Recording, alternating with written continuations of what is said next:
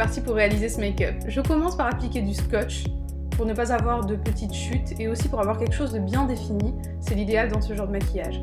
Je prends ensuite la Shadow Insurance de chez Too Faced et ma Naked 2 avec la couleur Busted que je vais venir appliquer au niveau de la banane et aussi en donnant un petit effet œil de chat. Donc je fais un effet pointe, je reste à ce niveau-là dans un premier temps avec un pinceau un petit peu pointu.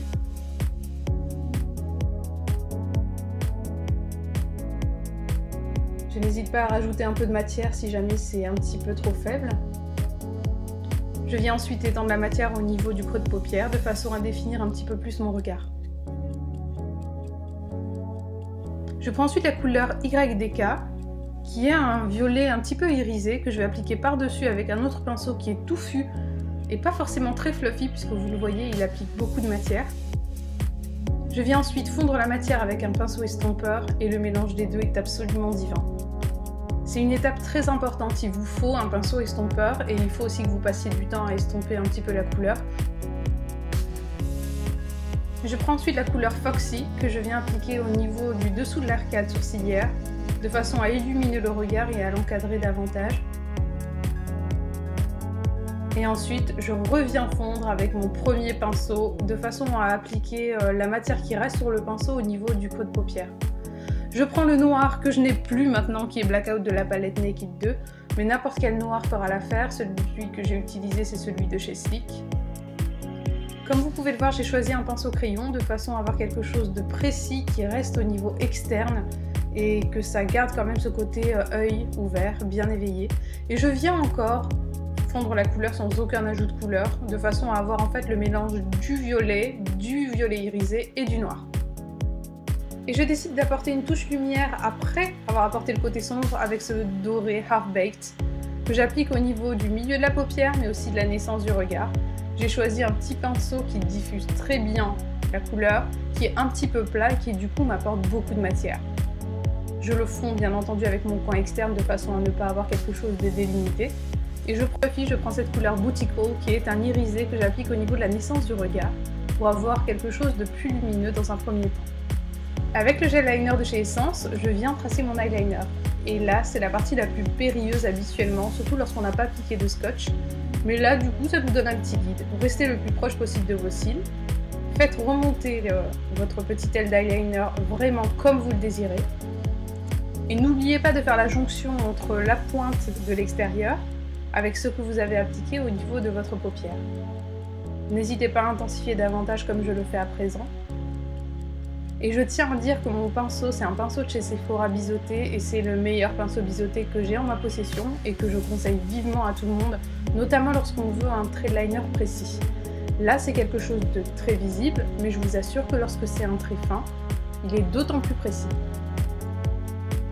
La partie la plus périlleuse de ce maquillage, ça va être la naissance du regard puisqu'il ne faut pas trop appliquer de matière à ce niveau-là pour ne pas avoir un effet œil trop rond. Et ce qu'on va faire aussi, c'est faire une petite extension pour faire un effet œil de chat. C'est typique dans les maquillages orientaux. La prochaine fois, on fera quelque chose de plus prononcé, je vous assure, avec une petite variante qui, je l'espère, vous plaira. Alors j'essaye d'enlever le maximum de matière que j'ai sur mon pinceau lorsque j'arrive à ce niveau-là. Je le fais sur le dos de ma main généralement. Et je prends mon temps. Donc je n'hésite pas à retourner le pinceau de temps en temps lorsque je trouve qu'il y a un petit peu trop de matière d'un côté puis de l'autre. Et je fais mon extension soft. J'applique ensuite mon mascara qui est le mascara rouge. D'abord au niveau des cils supérieurs, puisque je vais d'abord travailler mon ras de cils inférieur après avoir enlevé mon guide. Et comme vous pouvez voir, une fois qu'on enlève ce scotch, on se retrouve avec plein de chutes dessus qu'on aurait pu avoir au niveau des joues. Et en plus de ça, on a quelque chose de vraiment très précis. Je reprends du noir. Je viens intensifier davantage, c'est ce que je fais assez souvent une fois que j'ai appliqué mon mascara. Parce que j'ai envie de quelque chose d'un peu plus prononcé quand même. Et je reprends mon pinceau estompeur sans aucun ajout de matière.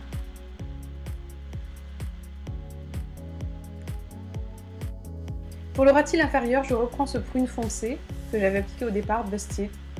Et je viens tout simplement apporter une petite touche smoky au niveau du ras de cils. Je reste au niveau des 3/4, on va dire, environ de l'œil. En gardant un petit espace au niveau de la naissance du regard. Je prends mon couleur riche de chez L'Oréal que j'applique au niveau de la muqueuse inférieure et aussi supérieure. Vous le faites si jamais vous êtes vaillante.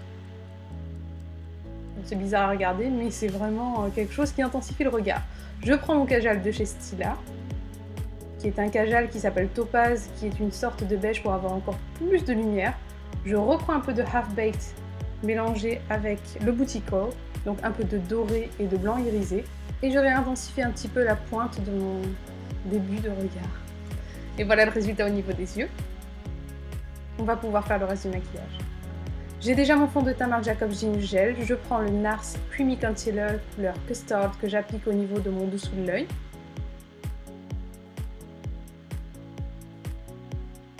Je viens le mélanger avec un pinceau Bare Minerals qui est un pinceau normalement pour les poudres mais qui fonctionne très bien aussi avec l'anti-cerne et qui m'apporte une diffusion très naturelle et en même temps couvrante.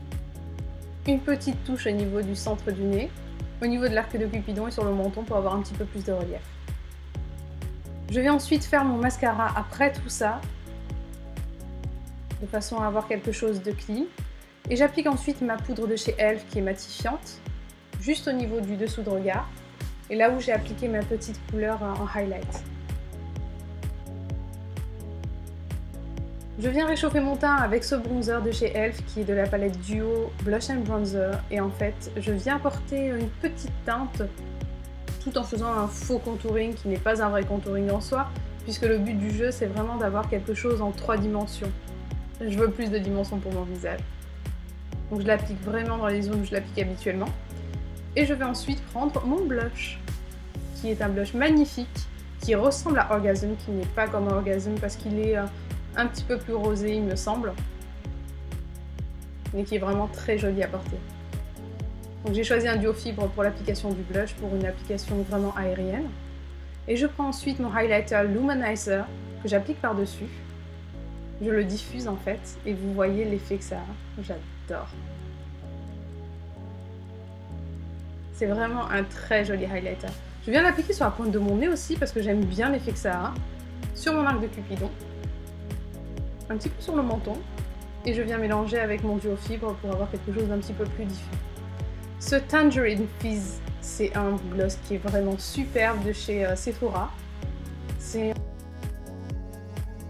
Et voilà le résultat. Cette fois-ci, on a utilisé le même collier que le tuto précédent, mais en bijoux de tête à l'avant, pour un côté un petit peu oriental pour ce maquillage qui, je l'espère, vous aura plu. Plein de bisous les filles et à très vite.